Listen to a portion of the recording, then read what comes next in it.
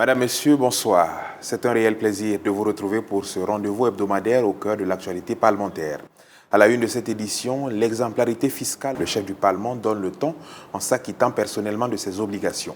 Dans son sillage, députés et administrateurs parlementaires emboîtent le pas pour ces journées nationales du civisme. Nous verrons comment l'institution montre la voie.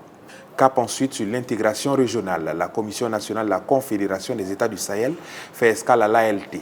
Entre bilan d'étape et perspectives de coopération, nous ferons le point sur cette rencontre stratégique pour l'avenir de notre espace commun. Voilà pour l'essentiel de l'actualité de votre Parlement. Bonsoir à tous et merci de nous choisir pour vous informer.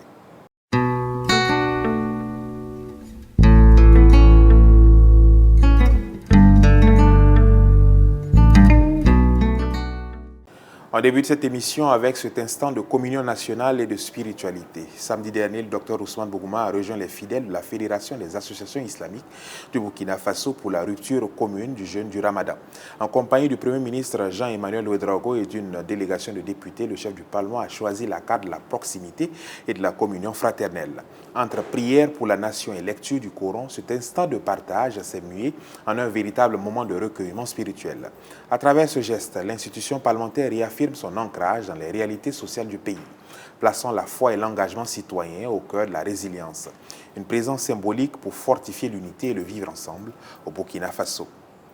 Dans le cadre des journées dédiées au civisme fiscal, la Direction générale des impôts a pris ses quartiers au siège de l'Assemblée législative de transition. Une opération de proximité qui a vu le président de l'institution, Dr Ousmane Bougouma, s'acquitter lui-même de ses obligations fiscales, rappelant ainsi que chaque contribution est un acte de souveraineté qui participe à la construction du pays. Le compte rendu est signé à Anatole Lakoulma et Gaëla Baro. Le président de l'Assemblée législative de transition s'acquitte de ses obligations fiscales. Un geste qui s'inscrit dans le cadre des journées de l'exemplarité fiscale organisées par la Direction générale des impôts qui a déployé une équipe au sein de l'Assemblée législative de transition. Nous sommes dans cette dynamique depuis quelques années déjà. La Direction générale des impôts vient à l'Assemblée en début d'année pour collecter les différentes taxes. Ça permet aux députés et au personnel administratif de s'acquitter de ces obligations fiscales en une seule fois sur place. Et ça permet aussi à l'administration fiscale d'engranger des recettes plus facilement et plus aisément. Au-delà de la facilitation du paiement, l'initiative vise également à promouvoir le civisme fiscal. Je trouve que c'est une belle initiative et j'encourage mes collègues à emboîter le pas. L'appel que j'ai à lancer, c'est vraiment d'inviter tous les citoyens du Burkina à s'acquitter de leurs taxes. C'est un devoir citoyen. C'est cela qui permet au gouvernement de mettre en œuvre certains programmes et de pouvoir les conduire à bien pour le bonheur de tout le peuple burkinabé et surtout des populations les plus vulnérables. À travers ces journées de l'exemplarité fiscale, l'administration fiscale entend rapprocher davantage ses services des contribuables et renforcer la mobilisation des ressources nécessaires au développement du pays. Le président de l'Assemblée législative de transition a reçu le 5 mars dernier une délégation de la Commission nationale de la Confédération des États du Sahel. Les échanges ont porté sur les missions de cette nouvelle structure et les perspectives de coopération avec l'institution parlementaire. Une étape clé pour consolider la dynamique confédérale et répondre aux aspirations des peuples du Liptako-Gourma. Plus de précisions avec Idrissa Warga et Gaëla Baro. Diplomatie parlementaire et dynamique confédérale au cœur des échanges entre le président de l'Assemblée législative de transition et une délégation de la Commission nationale de la Confédération des États du Sahel. On s'est fait le devoir de se déporter auprès des différents responsables institutionnels pour expliquer les missions qui nous sont assignées et demander la disponibilité pour nous accompagner. Ce n'est pas pour zéro qu'au niveau de la Commission, nous avons proposé que chaque institution est un représentant qui constitue le lien ombilical entre la commission et l'institution. Ce sont eux qu'on appelle des points focaux. Le point focal est celui qui apporte les informations de toute activité qui s'est déroulée au niveau de l'institution portant sur la Confédération et vice-versa. Donc le premier responsable de chaque institution doit être bien informé de ce qui se passe au niveau de la commission et la commission aussi doit être au parfait de tout ce qui se passe dans le cadre confédéral en lien avec chaque institution. Donc voilà le contenu que nous avons exposé à Excellence sur le président de l'ALT et tout en lui disant merci pour l'oreille attentive et la disponibilité réitérée de nous accompagner. La Commission nationale de la Confédération des États du Sahel entend accompagner la mise en œuvre des décisions des chefs d'État et rapprocher la Confédération des institutions et des populations. Cette rencontre s'inscrit dans la série de consultations engagées par la Commission nationale auprès des institutions afin de mieux faire connaître ses missions et renforcer la coordination autour de la dynamique confédérale.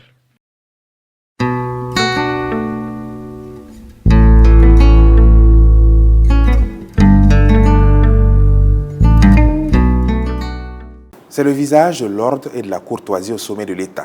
Derrière chaque audience, chaque cérémonie officielle et chaque accueil de dignitaires à l'Assemblée législative de transition se cache une mécanique de précision, de protocole.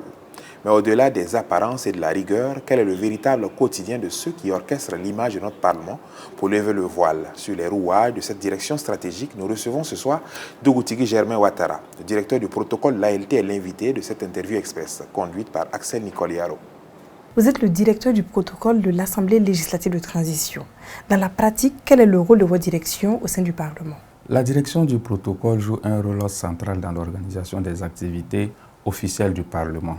Concrètement, nous veillons à l'accueil des autorités, à l'organisation des audiences de son Excellence Monsieur le Président de l'Assemblée législative de transition, des vice-présidents ou encore des groupes de députés. Nous veillons également au bon déroulement des cérémonies et rencontres institutionnelles. Notre principale mission est de faire respecter les règles protocolaires afin que chaque activité se déroule dans l'ordre, la dignité et le respect de l'institution parlementaire. Alors, on vous voit souvent lors des audiences du chef du Parlement ou même lors des cérémonies officielles. Que fait le protocole avant l'arrivée des invités? Alors, en réalité, beaucoup de choses sont faites avant même l'arrivée des autorités ou encore des invités. Mais ce qu'il faut retenir, le plus souvent, nos équipes, en collaboration avec la Direction générale du protocole d'État, s'assurent que tout est fait prêt. Il s'agit notamment de l'aménagement des espaces, du dispositif d'accueil et du placement des personnalités en fonction de leur rang, techniquement appelé préséance.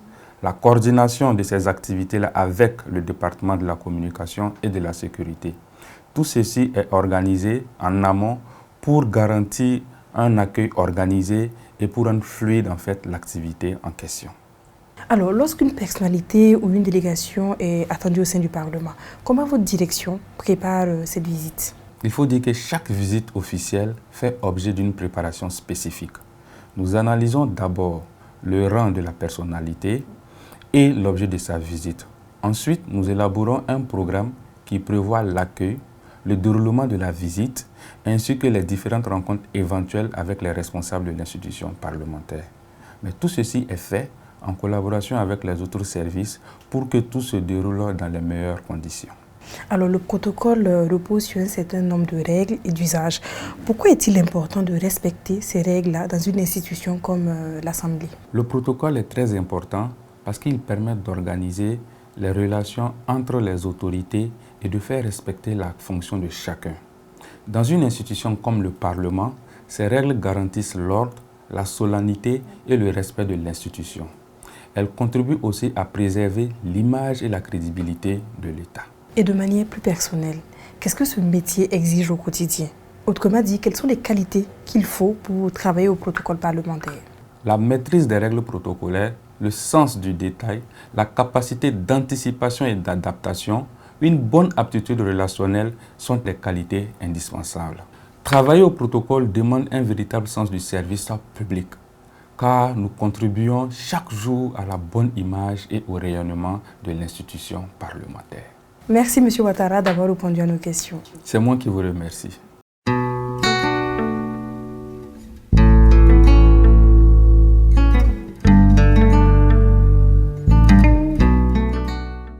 Dans les couloirs du pouvoir législatif, les mots assemblée et hémicycle reviennent en boucle, souvent l'un pour l'autre. Pourtant, entre l'institution et l'espace architectural, la nuance est de taille. Alors, comment ne plus se tromper de terme lors des débats? Pour éclairer notre lanterne sur les subtilités du jargon parlementaire, nous avons sollicité l'expertise d'Onora Bationo, chargée des relations publiques à l'ALT. Je vous propose de l'écouter. L'Assemblée législative est l'institution politique, tandis que l'hémicycle est la salle en demi-cercle où les députés siègent pour débattre et voter les lois. La nuance est donc celle d'une entité politique institutionnelle par rapport au lieu physique où se votent les lois. Concrètement, on dirait qu'à l'Assemblée, nous avons des salles de réunion, telles que les salles de réunion des commissions générales, où les députés des différentes commissions travaillent sur les projets de loi. À l'Assemblée, nous avons également des bureaux pour les agents, des bureaux pour les députés et le bureau du président de l'Assemblée. Lorsque le président reçoit des personnalités en audience, il ne le fait pas dans l'hémicycle. Il le fait soit dans son bureau, soit dans une salle réservée à cet effet, appelée salle d'audience. L'hémicycle est une composante de l'Assemblée, tout comme les salles de commission sont des composantes aussi de l'Assemblée. Quand nous sommes dans l'hémicycle, nous sommes du même coup à l'intérieur de l'Assemblée, parce que l'hémicycle est inclus dans l'Assemblée. On dirait que l'hémicycle est un sous-ensemble parmi tant d'autres de l'Assemblée. Par contre, on peut aller à l'Assemblée sans voir l'hémicycle. Certains membres du personnel administratif sont à des positions de travail où ils ne mettent presque jamais pied à l'hémicycle, alors que ce sont tous les jours ouvrables à l'Assemblée. On peut se résumer en disant que l'Assemblée législative est l'institution politique, tandis que l'hémicycle est la salle en demi-cercle où les députés siègent pour débattre et voter les lois. Servir l'État, c'est d'abord donner l'exemple, car c'est par l'unité des gestes et la clarté du langage que se construit la résilience d'une nation. Construire une nation, c'est harmoniser nos pas vers un destin commun, de la rigueur de nos institutions à la fraternité de nos traditions. C'est sur cette note que s'achève cette émission. Merci de l'avoir suivi. À très bientôt pour de nouvelles informations parlementaires.